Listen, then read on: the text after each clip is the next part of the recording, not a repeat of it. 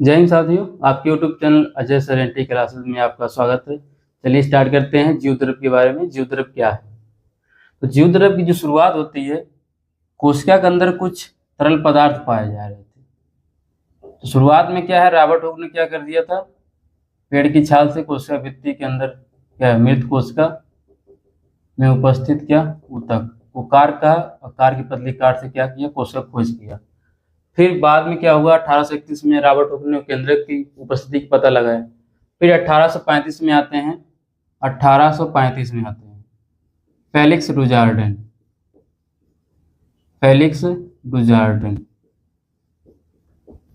इन्होंने क्या किया, कोशिका के अंदर तरल पदार्थ को क्या नाम दे दिया, सारकोड नाम दे दिया। कोशिका के अंदर उपस्थित तरल पदार्थ को क्या नाम दे दिया, सारकोड नाम दे दिया। फिर 1839 में आते हैं जेई पुरकिंजे।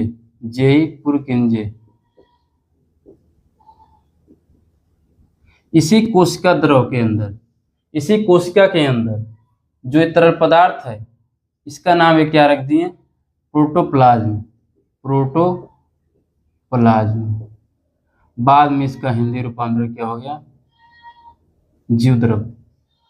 तो 1835 में कोशिका के अंदर जो तरल पदार्थ था उसका नाम क्या रख दिया गया, सारकोड। किसने दिया, फेलिक्स डुजार्डेन ने दिया। फिर 1839 में आते हैं जेई पुरकिंजे। इस कोशिका के अंदर जो तरल पदार्थ था उसका नाम क्या रख दिया गया, प्रोटोप्लाज्म रख दिया गया। हम जानते हैं जिस प्रकार से अगर तालाब से जल को हटा दिया जाए तो वहां पे जितने जीवित जीव हैं उनका क्या अस्तित्व समाप्त हो जाएगा। ठीक उसी प्रकार से अगर कोशिका के अंदर से इस प्रोटोप्लाज्म को या फिर तरल पदार्थ को निकाल दिया जाए तो उसमें उपस्थित जीव द्रव में उपस्थित जितने जीवित अंग हैं सबका अस्तित्व क्या है, समाप्त हो जाएगा। अगर क्या है, जो कोशिकांग समाप्त हो जाएंगे तो कोशिका का भी अस्तित्व क्या हो जाएगा, समाप्त हो जाएगा। हम जानते हैं कि जितने जीव हैं उनका जो शरीर है कोशिकाओं से मिलकर क्या है, बना होता है। यदि कोशिकाएं ही नहीं रहेंगी तो जीवन का अस्तित्व ही नहीं रहेगा, ठीक ना। और कोशिकाएं मर गई तो जीवन भी क्या हो जाएगा, समाप्त हो जाएगा। फिर जीव द्रव के बिना कोशिकाएं जीवित नहीं रह सकती हैं। जीव द्रव के बिना कोशिकाएं जीवित नहीं रह सकती हैं और ना ही जीवित जीवों के लिए क्या है, कार्य कर सकती हैं। मतलब जीव द्रव के बिना कोशिका तो नहीं रह सकती हैं, ना ही जीवित जीवों के लिए कार्य कर सकती हैं। जब कोशिका ही नहीं है तो कार्य कहाँ से होगा जीवन के लिए। इसलिए हम कह सकते हैं कि जब तक जीव द्रव है तभी तक जीवन संभव है। जब तक जीव द्रव है तभी तक जीवन संभव है। यदि जीव द्रव मृत हो जाता है तो जीवन भी क्या हो जाएगा, समाप्त हो जाएगा। इसलिए क्या करते हैं, जूलियस हक्सले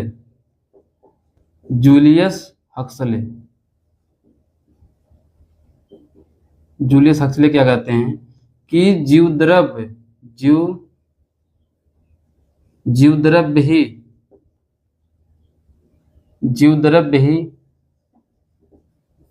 जीवन का भौतिक आधार है। जीव द्रव ही जीवन का भौतिक आधार है। किसने कहा था, जूलियस हक्सले ने कहा था। बाकी सारकोड नाम किसने दिया, फेलिक्स डुजार्डेन। प्रोटोप्लाज्म नाम किसने दिया, पुरकिंजे। जीव द्रव ही जीवन का भौतिक आधार है, किसने बताया, जूलियस हक्सले। हम परिभाषा की बात करें कि जीव द्रव की परिभाषा क्या है, कोशिका के अंदर उपस्थित जो भी सभी जीवित पदार्थ हैं, कोशिका के अंदर जितने उपस्थित जीवित पदार्थ हैं उसे क्या कहते हैं, जीव द्रव कहते हैं। कोशिका के अंदर उपस्थित जितने जीवित पदार्थ हैं उसे क्या कहते हैं, जीव द्रव कहते हैं। कोशिका के अंदर ही क्या होती है, ब्राउनियन गति होती है।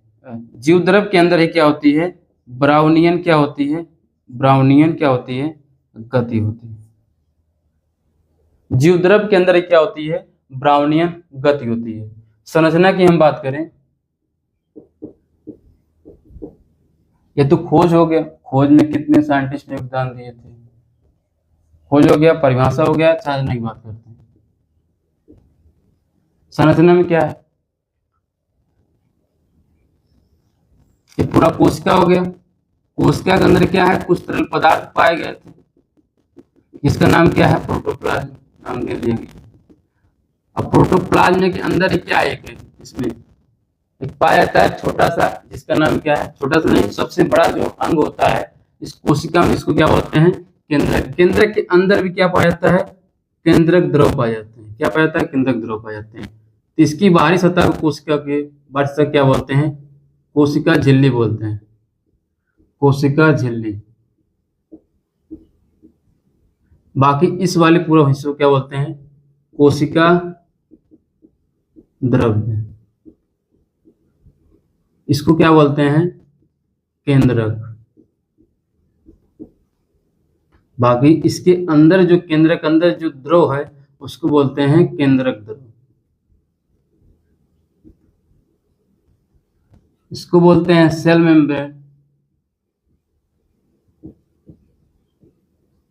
Cell membrane. इसको बोलते हैं साइटोप्लाज्म, इसको बोलते हैं न्यूक्लियस, इसको बोलते हैं न्यूक्लियोप्लाज्म।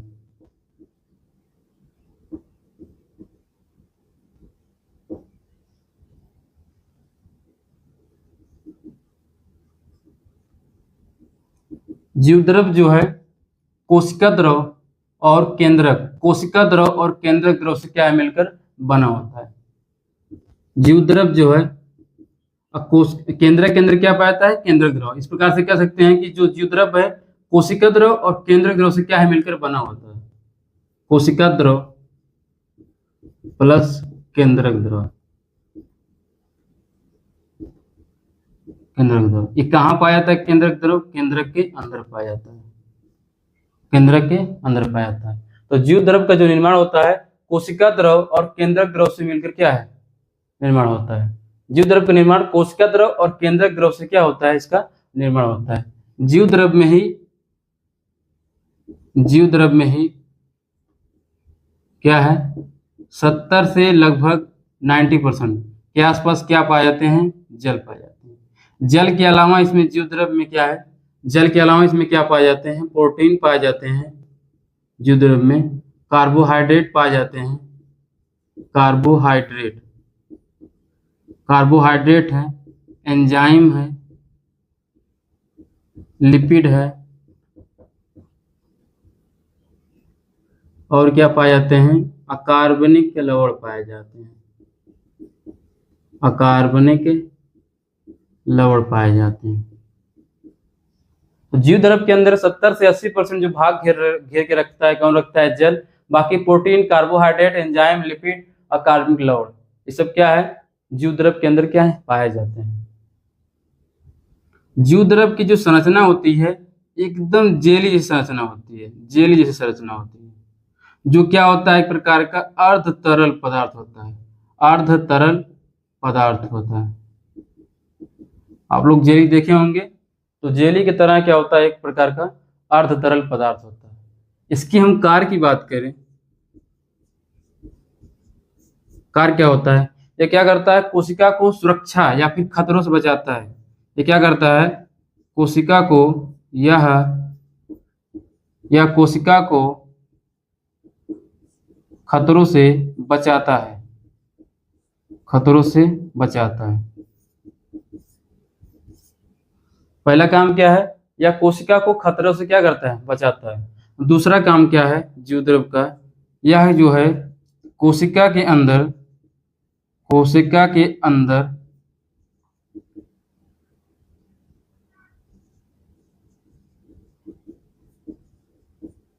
पदार्थों का आदान प्रदान करता है। जीव द्रव क्या करता है, कोशिका के अंदर पदार्थों का आदान प्रदान करने का काम करता है। जब कोशिका के अंदर पदार्थ आसानी से पहुंच जाते हैं तो फिर क्या होता है, दूसरा काम कह सकते हैं कि यह जो है कोशिका के अंदर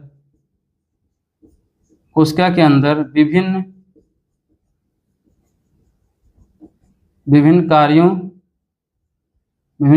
में, कोशिका के अंदर विभिन्न कार्यों में मदद करता है।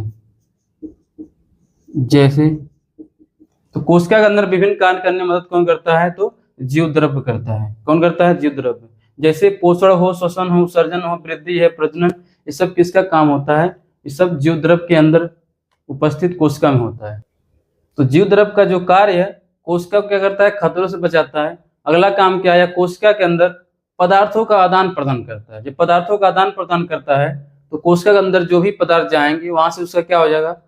उसमें पाचक एंजाइम द्वारा उसको तोड़ा जाएगा। तोड़ने के बाद में क्या होगा? उसमें कुछ अपशिष्ट पदार्थ निकलेंगे, उसको बाहर निकाल दिया जाएगा। इसका मतलब कोशिका के अंदर क्या होता है? पोषण होता है, श्वसन होता है, उत्सर्जन होता है, फिर क्या होगा? वृद्धि होगी, फिर क्या होता है? प्रजनन होता है। और भी प्रक्रियाएं सम्मिलित हैं जो कि हम थोड़ा ही लिखे हैं, ठीक है ना। मिलते हैं अगली वीडियो में, तब तक के लिए जय हिंद।